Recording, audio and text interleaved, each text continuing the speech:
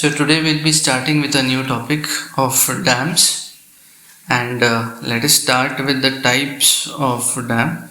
So the first type of dam is gravity dam, and as the name suggests, it works on the principle of gravity. And where is gravity influence?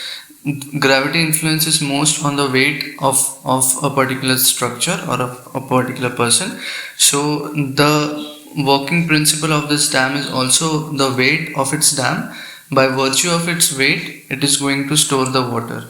So these dams are generally massive dams, and they have a lot of weight in like hundreds and thousands of tons of weight, and because of that weight it can hold the water on upstream side. So upstream side is that side, like if the river is flowing like this, if this is the direction of flow, then if you go up along the river, that is called as upstream, and if you go down along the flow, it is called as downstream. So this is the downstream side, this is the upstream side, and dam is built to store the water which is coming from the upstream side. And again, that water is also going to produce a lot of thrust, because the flow is like this and it is going to produce thrust on this dam. And since this dam is holding the water only because of its weight, massive weight, so entire force which is coming because of water and because of the weight of the dam, that has to be taken by the foundation, because everything at the end would be transmitted to your foundation. And that is the reason for gravity dams, the foundation rocks need to be very strong. Alright, so here as you can see, there is a reaction R. Since this weight is vertical, and there is a horizontal force as well. So at the end, when you resolve all the forces, I will tell you what this uplift pressure is when in some next 2 or 3 lectures. So when at the end, when you resolve all the reactions, you get one reaction which is inclined in this particular case. So anyways, that is not of our concern, because we are not structurally analyzing it. We are just seeing what a gravity dam is all about. Okay. So a gravity dam is a solid masonry or concrete structure, generally of a triangular profile, which is so designed that it can safely stand against a pre-calculated volume of water by virtue of its own weight. So as I already told you, it stores the water, and that water is also pre-calculated. It's not like it can store n x amount of water. That amount of water which is going to come, that is already designed. I mean, the dam is already designed for that water. All the forces arising in such a dam, as due to the thrust of the impounded water, since the water is coming from the upstream, it is going to thrust over the dam. That force plus the weight of the dam material are assumed to be directly transmitted to the foundation rocks, as I already explained this, and hence the strength of the foundation rock is the most critical factor in the design of gravity dam. A gravity dam, when properly designed and carefully constructed, is considered among the safest types. So gravity dam is one of the safest types of dams that you can construct. Many derived types of gravity dams have also been constructed with advantage. So we'll see which are those derived types. First is buttress dam. Now you can see that it also has a triangular profile, but it could have been a gravity dam if this was filled. You can see there is a hollow portion here. If this was completely filled in all the cases, then it would have been called as a gravity dam. But we are removing this much part, and these the remaining portions that you see here, this thing, okay, these are called as buttresses, and the force which is coming from the water, it is directly transmitted through these buttresses to the foundation. So they are almost like beams. Means for example, consider that I am designing a cantilever Okay, and there is a slab here, a cantilever slab. This is a cantilever slab, and I want to design a beam for it. So a beam which I can design would be like this. This is the beam. Okay, so if I just rotate it, if I just turn it like this, what I will see is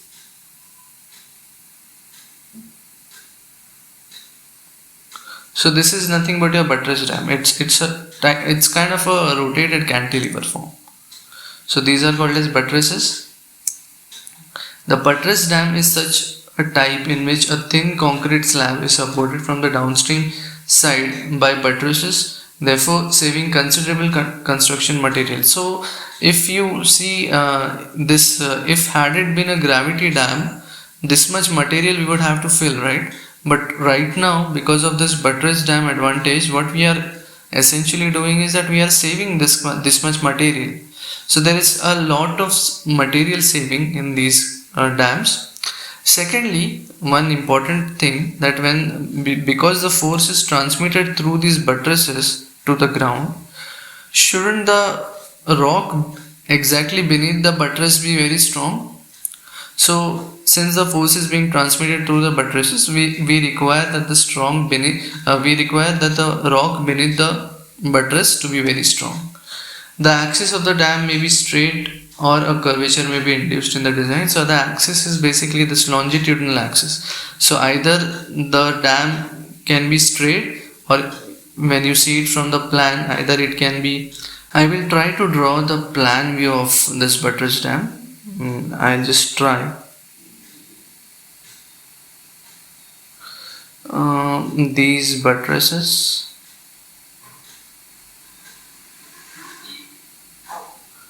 Something like this.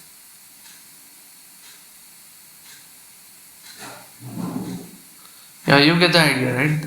These are those buttresses, and this is that thick slab that I was talking about. Thick slab of your which actually forms the main body of your dam, and on this side we will be having the water which is impounding over the dam. So either this is the straight profile of a dam, right?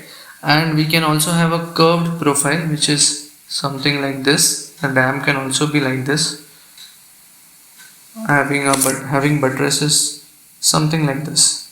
Okay, you understand, right? Going this way. The buttresses in such dam are narrow, heavily loaded structure which take most of the load from the dam and transmit the same to isolated foundations under them. Hence, rocks must be exceptionally strong under the buttresses, as I already told you. And what you can do, instead of providing the foundation entirely for the dam, we can provide some isolated foundations below the body of the dam. So, below the body of the buttress. So I can provide a foundation beneath my buttresses, because essentially the force is going to be transmitted from there only. Third type of dam is called as arch dam. So this is a scene from the movie Dhoom, and you can see if you remember, if you've seen that movie, in that movie at the end where Amir Khan is actually jumping from a particular dam, that dam is the arch dam. So I guess this is also a scene from that movie only, and this is Hoover Dam, I think, from USA. So you can see the profile of this dam, right? It's curved, it's in a form of arch, right? Arch dam, as the name implies, is arch shaped dam. The transfer of forces in these dam happen by arch action. So what is arch action actually? I guess if you have seen this experiment earlier, you can actually stand on few dozen of eggs, and the reason that these eggs do not break is because of the way they transmit the force. The way they transmit the force is through the shell, and since it forms a dome or an arch shape, the transmission of force is very effective. and it does not cause cracking of the shell. It is very uniformly transmitted throughout the shell, and therefore it does not crack. So by arch action, the transmission of forces is very effective. So this type of dam is chosen when the foundation of dam is not strong and the loads are distributed on the side abutments, which are considerably stronger or can be made strong. So if the bottom of the dam, if the structure beneath the dam is not strong, but if we are getting some rocks on the sides, as you can see in this case, here we are getting a considerable strong rock, and here also we are getting a strong rock. So what we can take advantage of the dam, of the arch action, because since the force is going to be dissipated like this, so at the end the force is going to these rocks and not below, not in the foundation. So this is one of the major advantages of an arch type of dam. Two main types of arch dams are: first is the constant radius arch dam, in which the radius of curvature throughout the structure is constant and upstream face is vertical. So in this case you can see the upstream face, this is the upstream side and this is the downstream side. So the upstream face is vertical.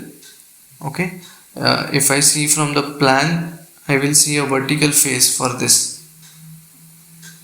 Okay, vertical face, and moreover that the radius is same for right from this point to this point. So it's as if like some arc of a circle.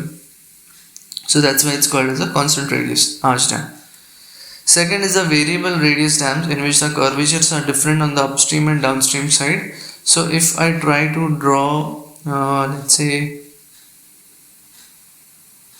something like this, so you cannot tell that this is it definitely is not a part of a circle.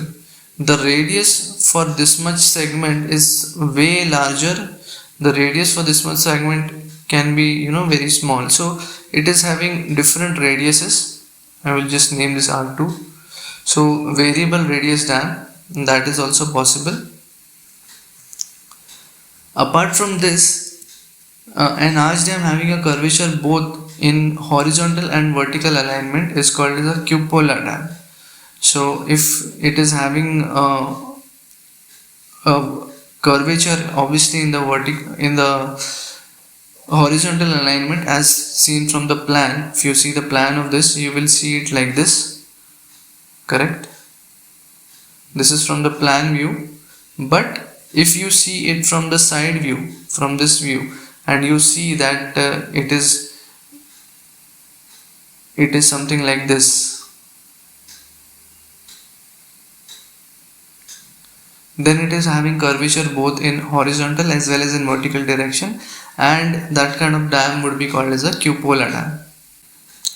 The easiest way to imagine this would be, you can take a book, a thin book, and you try to fold it in a vertical manner, and also you try to fold it in a horizontal manner and see what kind of shape forms. So that shape is generally called as a cupola dam. Arch dams are better suited for narrow valleys with strong and uniformly sloping walls or abutments. Abutments are where these forces are basically transmitted. In ideal situation, they offer many advantages over other types of dams. Arch dams are quite thin walled compared to gravity dams and hence lighter in weight, because the main action of resisting the force is not by the weight of the structure but by the arch action. Therefore it need not be very thick, it can be a thin walled dam as well.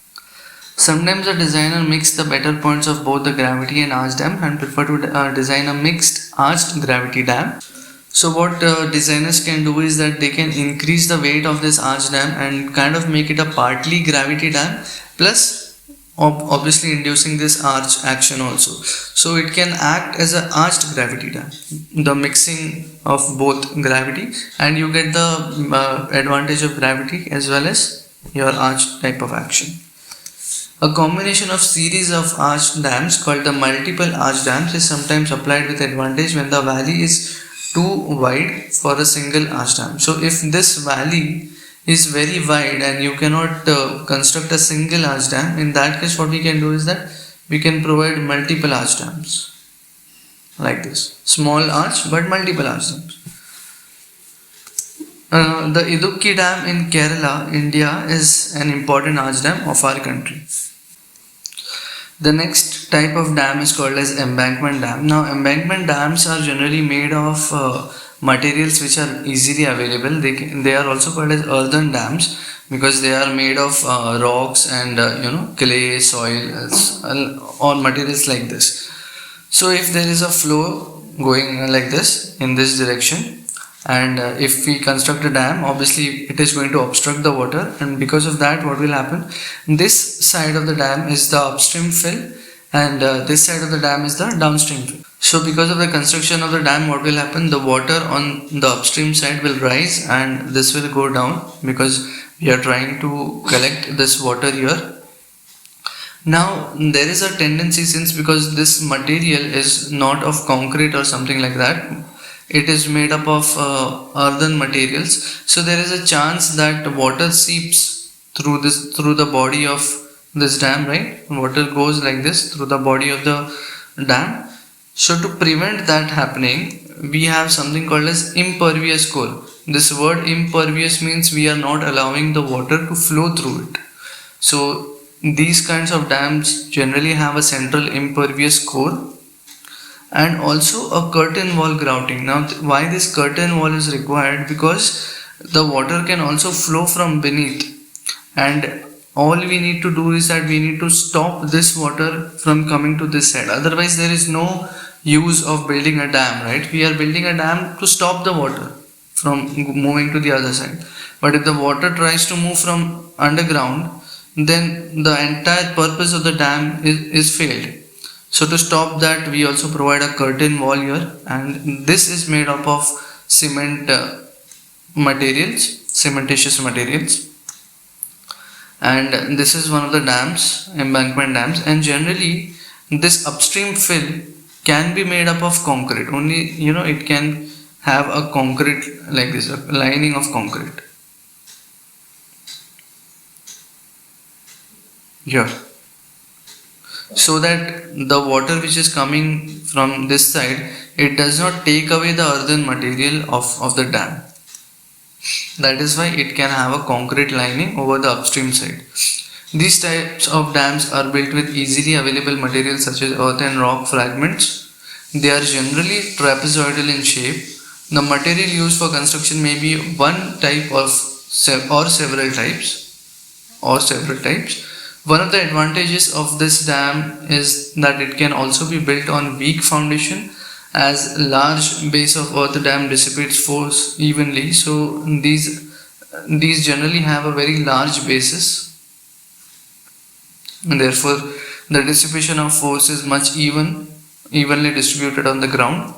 An embankment dam is constructed as homogeneous construction, but very commonly with a properly compacted core of impervious materials such as clay. So that core that I had shown you, which is in between, that can be made of impervious material like clay, because clay generally does not allow the water to pass through it easily. Concrete cores with proper cover are also provided in many embankment dams. So this core can also be made of concrete. Depending upon the type of material used, the embankment dams may be an earth-filled dam or a rock-filled dam or mixed type of embankment. So this can be either earthen made, or it can be rock, entire rock, or it can be earth and rock both mixed. The clay core wall is made up of simple dug up and cleared, thoroughly compacted, puddled clay or rolled clay. It is followed by 2 or more layers of proactive transitional layers before the actual fill starts. And Hirakud Dam in Orissa is one of the longest embankment dams. So that's it for today's lecture. In the next lecture, we'll be learning some geotechnical considerations of the dams. Till then, take care. Thank you.